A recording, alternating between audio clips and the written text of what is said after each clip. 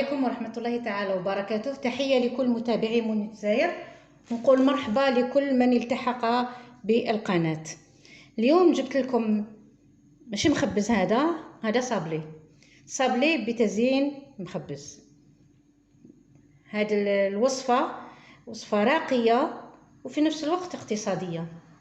اذا تبعوا معايا الفيديو مليح من الاول حتى الاخر، لان التزيين راح يكون في الاخير. ان شاء الله تعجبكم او يعجبكم الفيديو هذا.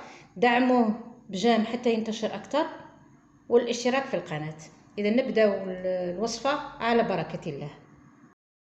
المقادير تاع الوصفة تاع الصابلي تاع اليوم، وفي نفس الوقت نبدا العمل. هنا عندي 225 غرام تاع مارغرين بحرارة الغرفة. دوكا راح نعطيكم هاد المقادير يعطوني كميه مليحه. اللي حاب يدير نص المقادير يدير 125 غرام مارغرين. اذا انا نخلطهم كاع مره واحده. عندي كاس سكر غلاس، سكر رطب.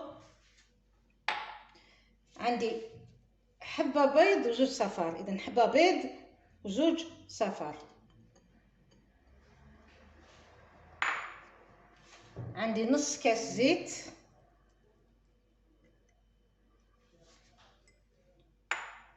ونص كاس مايزينا.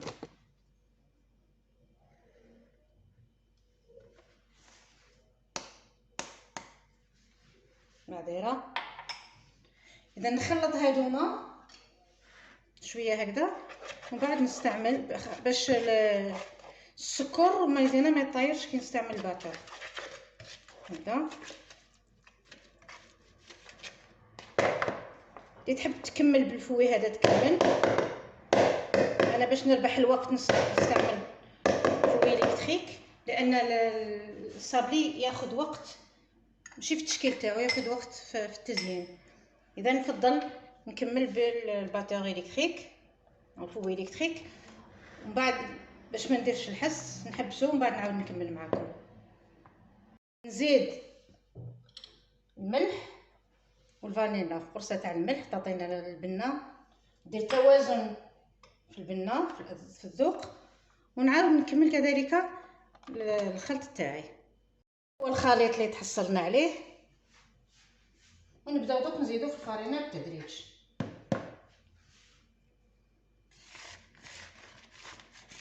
يعني ربحنا وقت وطاني هاد الهشاشه اللي نحط عليها.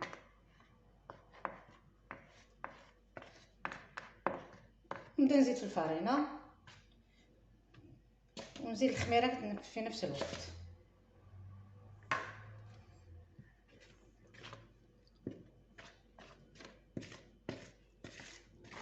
هكذا نبقى نزيد حتى نتحصل على القوام اللي يصلح نحلو بالحلال، يصلح الصابلي. ونديرو خميره. انا في هذه الكميه ندير نص مغرفه صغيره باش الصابلي تاعي ما يروحلوش الشكل تاعو، يبقى يحتفظ بالشكل تاعو. لان هذه هي. هاد المره كي نزيد الفرينه نخلط بالايد، نخلط باليد تاعي نعرف القوام تاع الحلوى تاعي او تاع العجين. دائما بالاصابع، دائما نعاود نكرر عجينه الصابلي بالاصابع فقط.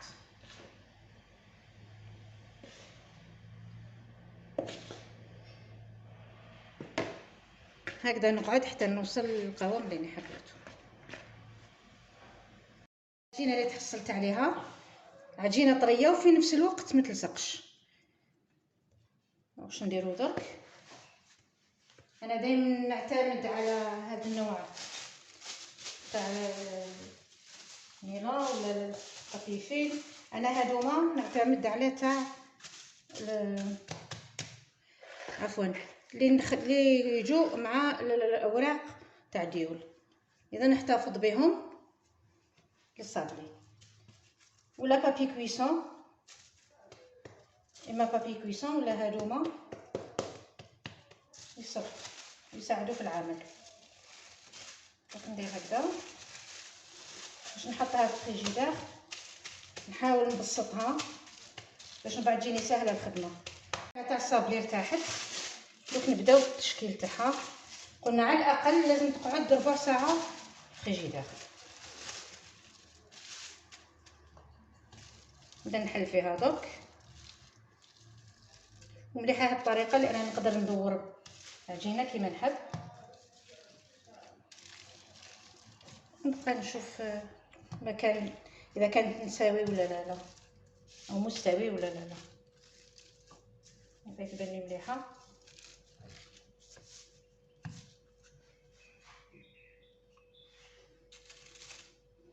اذا الشكل تاع اليوم كما قلت لكم حبيت نديرو على الشكل مخبز، يعني التزيين تاعو راح يكون على شكل مخبز. اذا انا المره خيرته كاري، نعطيلو تزيين تاع مخبز.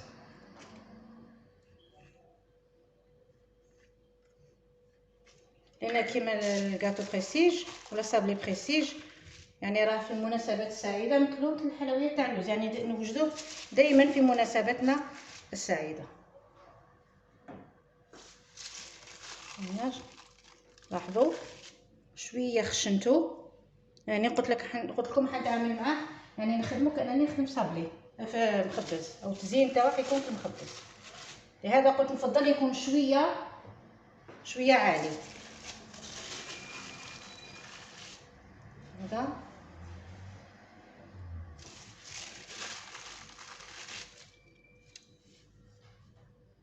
حتى نكمل كاع اللي عندي. نتلاقاو بعد ما طيب الحلوه تاعنا تخرج من الفوخ ونتلاقاو في التزيين. مرحله التزيين تاخذ لنا شويه وقت. بعد ما طاب الصابلي تاعنا جو مرحله التزيين. قبل ما نبدا في التزيين نطم كل حبه والثانيه، يعني هيك طابت لنا مليح وحافظ على الشكل تاعو. الاهم انه حافظ على الشكل تاعو. اذا حندير له كريم او بور، يعني ندير له كوش تكون مليحه تاع لا كريم او بور. عطرتها بلا فاني،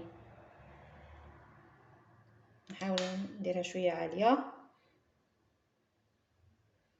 ومن بعد نكمل هاد الحبات كامل قبل ما نكلاصيهم نحطهم مومون في الفريجيدير حتى تبرد لا كريم وتتماسك.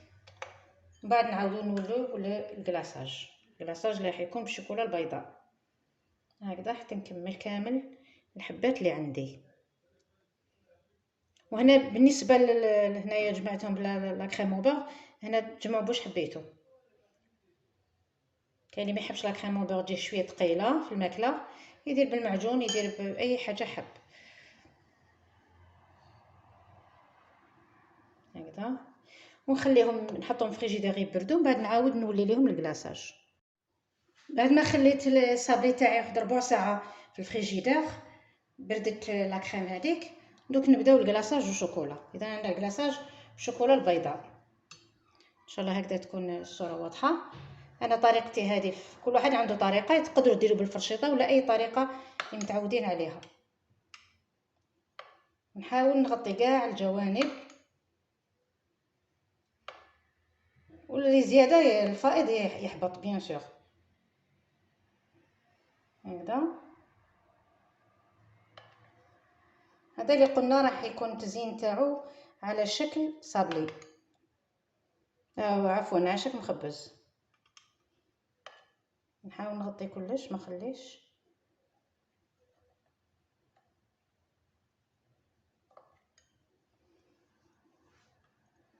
نشوف الاطراف وين ما كانش.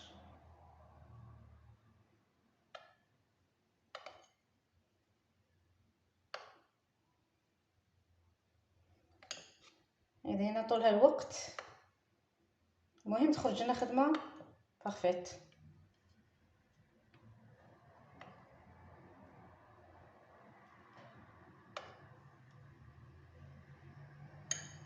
نسكن نحبط اللي بقى حتى اذا كانت جهه ما تغطاتش راح نغطوها بالديكور.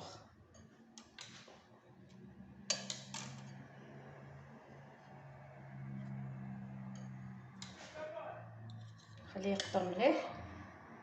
ولازم نحطوه في طبسي ولا في سنيوه نفرشوا لها دائما بابي فيلم هكذا غير بشويه. هاها نحطوها. نزيد معكم وحده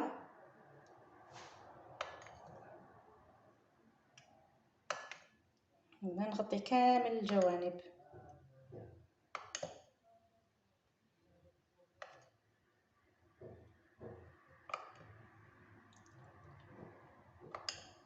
حتى الجوانب اذا ما تغطاوش مليح كاين الديكور اللي راح يغير، يعني يخبي بعض حاجات هكذا. نفردوها غير بشويه ونحطوها تنشف هكذا حتى نكمل كامل الحبات اللي عندي. نجو للتزيين تاع الصابلي تاعنا. قلنا هاد الصابلي ياخذ شكل المخبز. هاد الغيبون درتو بالماشينه تاع الرشته. اذا نعطاني مثلا انتبهوا هاوليك، اذا ما عندكمش اللي ما عندهاش ماشينه تاع الرشته تحلوا رقيق تقسموا بالموس فقط، لازم برك يكونوا قد بعضهم بعض. انا خديت هذا درت بالماشينه تاع الرشته باش يجوني كاع الحبات كيف انا، لان هذا الشكل انا خدمته في مخبز باللوز عاود خدمته في صابلي، يعني اللي ما عندوش اللوز يقدر يعمل بالصابلي. اذا نفتح 3 وردات، تبعوا معايا الان.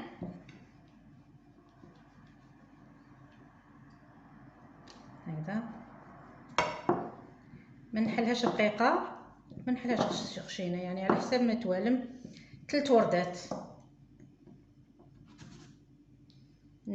نضغط تعطيني هذا الشكل. نحطو هنا، زيد الثالثه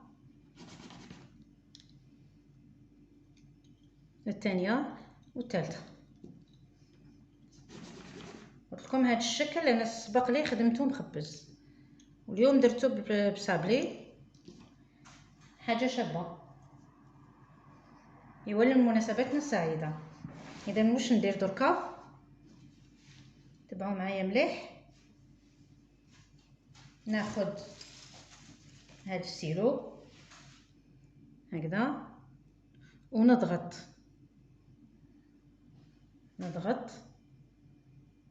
حتى يعطيني هذا الشكل. نزيد الثانيه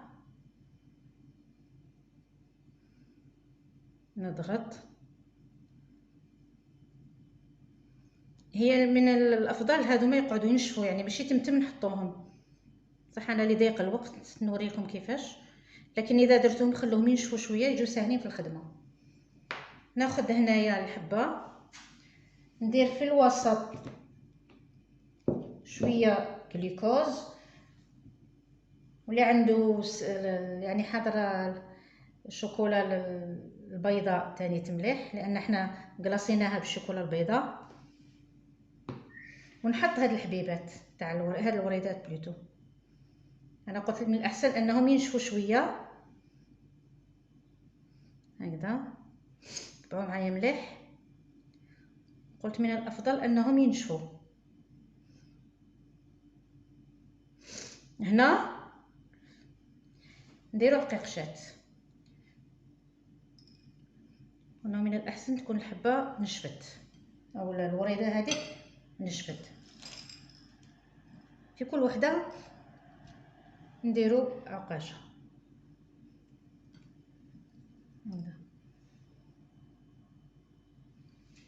هذه الحبه الحلوه تاعنا. واش يبقى لنا؟ وهذا يبقى اختياري. قبل ما ندير لي كيسات ندير لهم شويه نكر، يعني باش يبانوا كنخبز، ولا حبيت ما ديروش ما ديروش. اذا هكذا نتلاقاو في المرحله الاخيره في صحن التقديم. هو الشكل النهائي للحلوه تاعنا تاع اليوم اللي هما لي صابلي بالديكور تاع المخبز. ان شاء الله دعموا هذا الفيديو حتى يوصل اكبر عدد ممكن من الناس، وجام للفيديو واشتراك في القناه.